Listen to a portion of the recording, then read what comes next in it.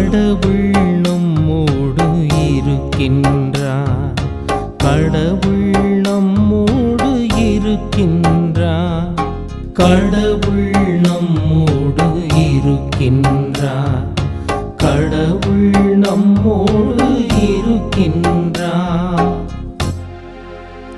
நகரின் அடித்தளம் திருமலைகளின் மீது அமைந்துள்ளது.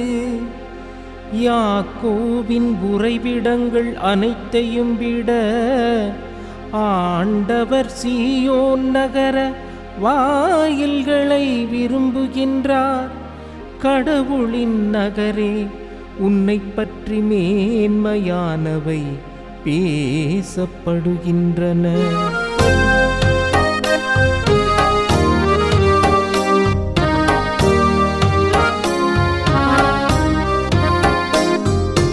கடவுள் நம்மோடு இருக்கின்றார், கடவுள் நம்மோடு இருக்கின்றார், கடவுள் நம்மோடு இருக்கின்றார், கடவுள் நம்மோடு இருக்கின்றார்.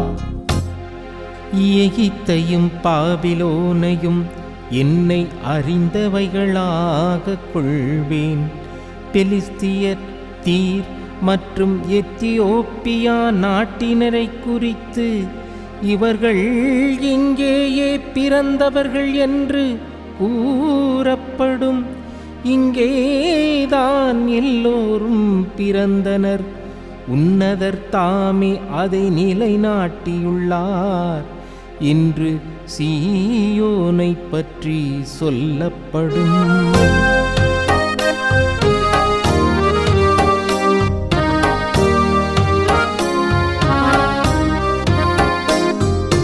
கடவுள் நம்மோடு இருக்கின்றார், கடவுள் நம்மோடு இருக்கின்றார், கடவுள் நம்மோடு இருக்கின்றார், கடவுள் நம்மோடு இருக்கின்றார்.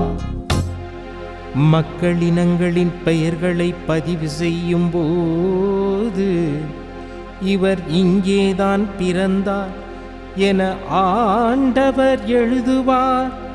ஆடல் வல்லோருடன் பாடுவோரும் சேர்ந்து எங்கள் நலன்களின் ஊற்று உன்னிடமே உள்ளது, எல்லாரின் உறைவிடமும் உன்னிடமே உள்ளது என்பார்.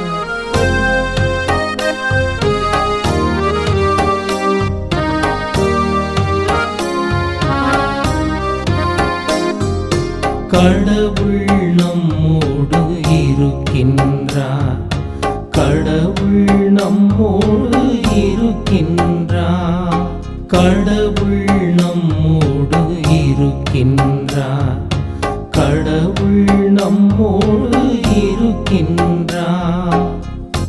இறையேசுவில் பிரியமான மாதா தொலைக்காட்சி நேயர்களே, தினம் ஒரு திருப்பாடல் நிகழ்வில் உங்களை சந்திப்பதில் பெருமகிழ்வு கொள்கின்றேன். இன்றைய திருப்பாடல் தியானத்திற்காக நாம் எடுத்துக்கொள்ளக்கூடிய திருப்பாடலானது திருப்பாடல் 87. இறைவனின் இல்லமாக அமைந்துள்ள எருசலேமின் பெருமையை பற்றி புகழ்ந்து பாடும் பாடலாக இன்றைய திருப்பாடல் அமைந்திருக்கிறது. இன்றைய திருப்பாடல் 7 இறைவாக்கியங்களை கொண்டதாக இருக்கிறது. இந்த 7 இறைவாக்கியங்களும் எருசலேமின் மேன்மையை உணர்ந்து கடவுளுடைய திருவுளத்தை அறிந்து கொள்பவர்களாக இருக்க நமக்கு அழைப்பு தருகிறது. எருசலேம் நகரம் இறை வழிபாட்டுக்குரிய ஒரு நகராக இருப்பதை நாம் பார்க்கின்றோம். எனவே தான் இந்த நகரத்திற்கு பல நாடுகளிலிருந்து இறை வேண்டலுக்காக, இறைவனுடைய மகிமையை உணர்ந்து கொள்வதற்காக வருவதை நாம் பார்க்கின்றோம். எகிப்து, பாபிலோன், பெலிஸ்தியா, தீர், எத்தியோப்பியா ஆகிய நாடுகளிலிருந்து இந்த சியோன் நகருக்கு வருகிறார்கள் என்றால் கடவுளுடைய அந்த பேரன்பையும் அமைதியின் மகத்துவத்தையும் ஒரு சமத்துவமிக்க அந்த வாழ்வையும் உணர்ந்து கொள்ள வேண்டும் என்பதே இறைவனுடைய விருப்பமாக இருக்கிறது. ஆனால் பல நேரங்களில் நம்முடைய வாழ்வின் அந்த மதிப்பீடுகளை உணர்ந்து வாழ்கின்றோமா? இன்றைய திருப்பாடல் 3 முத்தாய்ப்பான விஷயங்களை நமக்கு எடுத்து காண்பிக்கின்றது. முதலாவது, இந்த எருசலேமின் பெருமையை எடுத்து கூறுகிறது. இரண்டாவது, கடவுளுடைய மேன்மையை எடுத்து சொல்கின்றது. மூன்றாவது, நம்முடைய ஒற்றுமையை மையப்படுத்துகிறது. முதலாவது நாம் சிந்தித்து பார்ப்பது என்னவென்றால், பெருமை. இந்த பெருமை எருசலேம் நகரத்துக்குரிய ஒரு பெருமையாக இருக்கிறது. ஏனென்றால் பல இடங்களெல்லாம் இருக்கிறது, தொழுகை கூடங்கள் எல்லாம் இருக்கிறது. அதை மையப்படுத்தி தான் யாக்கோப்பின் உறைவிடங்கள் அனைத்தையும் விட சியோன் நகர வாயில்கள் இறைவனுக்கு விருப்பம் உள்ளதாக இருக்கிறது என்று கூறப்படுவதின் மைய நோக்கத்தை நாம் உணர்ந்து கொள்ள வேண்டும். பல தொழுகை கூடங்கள் எல்லாம் இருக்கலாம், ஆனால் இந்த சியோன் நகரம் ஒரு சிறப்பு வாய்ந்ததாக இருக்கிறது. என்னவென்றால், இந்த பல நாடுகளிலிருந்து வரக்கூடிய மக்கள் அனைவரும் ஒருமித்து கடவுளுடைய மேன்மையை உணர்ந்து கொள்கிறார்கள். அந்த மேன்மையின் வழியாக ஒரு ஒற்றுமையை வெளிப்படுத்துகிறார்கள். அதனால்தான் எருசலேமின் மேன்மையை எடுத்து கூறக்கூடியதாகவும் எருசலேமை பெருமைப்படுத்துவதாகவும் அங்கு ஒற்றுமை நிகழ்வதையும் இந்த திருப்பாடல் மையப்படுத்துகிறது. இந்த திருப்பாடல் எதை இன்னும் ஆழமாக எடுத்து சொல்கின்றது என்றால், இந்த ஒற்றுமையின் பிரதிபலிப்பு எங்கு இருக்கிறது? இறை வார்த்தையின் மதிப்பீடுகளில் இருக்கிறது. அதைத்தான் இணைச்சட்டம் அதிகாரம் 28 இறைவாக்கியம் 2 நாம் வாசிக்கின்றோமே. கடவுளாகி ஆண்டவரின் குரலுக்கு செவி சாய்த்தால் அனைத்து ஆசையும் உன்மேல் வந்து தங்கும் என்று கூறப்படுகிறது. கடவுளுடைய வார்த்தைக்கு செவி சாய்க்கின்றவர்கள் எவ்வாறு இருப்பார்கள் என்றால், இன்றைய திருப்பாடலில் 7வது இறைவாக்கியம் சொல்வதை நாம் பார்க்கின்றோம். எங்கள் நலன்களின் ஊற்று உம்மிடமே உள்ளது, எல்லோரின் உறைவிடமும் உம்மிடமே உள்ளது என்று கூறப்படுகிறது. நலன்களின் ஊற்றாக இருக்கக்கூடிய இறைவனின் மகத்துவத்தை நாம் உணர்ந்து நாம் வாழ்கின்ற பொழுது ஒற்றுமையின் பிரதிபலிப்பாக இருப்போம். ஆனால் இன்றைய திருப்பாடல் இன்னும் ஒரு ஆழமான ஒரு சிந்தனையை நமக்கு எடுத்து காண்பிக்கின்றது. யூதர்கள் எவ்வாறு இருந்தார்கள் என்றால், தங்களுக்கு மட்டும்தான் மீட்பு, மற்றவர்களுக்கு அல்ல என்ற கோட்பாடின்படி வாழ்ந்து கொண்டிருந்தார்கள். பிற நாடுகளையும் மக்கள்களையும் ஒரு எதிரியாக பார்த்து கொண்டிருந்தார்கள். இதன் காரணமாக சமய பரப்பு பணியை அவர்கள் ஈடுபடாதவர்களாக இருந்தார்கள்.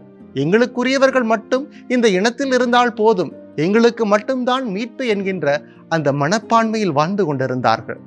ஆனால் கடவுள் ஒரு ஒற்றுமையின் வெளிப்பாட்டை இங்கு காண்பிக்கின்றார். என்னவென்றால், இந்த எருசலேம் நகர் பல நாடுகளிலிருந்து இறை வேண்டலுக்காக வருவதை மையப்படுத்துகிறது. என்னவென்றால், இங்கு அனைவருக்கும் மீட்பு இருக்கிறது. அனைவரையும் இறைவன் ஒருவராக பார்க்கின்றார். இறைவன் எல்லாருக்கும் எல்லாருமானவராக இருக்கிறார். ஒரு ஒற்றுமையை நம்மிடத்தில் எதிர்பார்க்கின்றார். ஆனால் பல நேரங்களில் நம்முடைய வாழ்வு எவ்வாறு இருக்கிறது? இதைத்தான் ஆமோஸ் 5:4 நாம் வாசிக்கின்றோமே. ஆண்டவரை தேடுங்கள், நீங்கள் வாழ்வடைவீர்கள் என்று கூறப்படுகிறது. ஆண்டவரை தேடுகிறவர்கள் எவ்வாறு இருப்பார்கள்? ஒற்றுமையின் பிரதிபலிப்பாக இருப்பார்கள். இந்த திருப்பாடல் எருசலேமை பற்றி பெருமையாக பேசினாலும் கடவுளுடைய மேன்மையை நமக்கு எடுத்து காண்பிக்கின்றது. அந்த மேன்மையின் வழியாக நம்மிடையே இருக்கக்கூடிய ஒற்றுமையும் இங்கு புலப்பட செய்கின்றது. ஆனால் பல நேரங்களில் நம்முடைய வாழ்வு எவ்வாறு இருக்கிறது? அதனால்தான் இன்றைய திருப்பாடலின் 4வது இறைவாக்கியத்தின் முடிவில் நாம் வாசிக்கின்றோம், இவர்கள் இங்கே பிறந்தவர்கள் என்று கூறப்படுகிறது.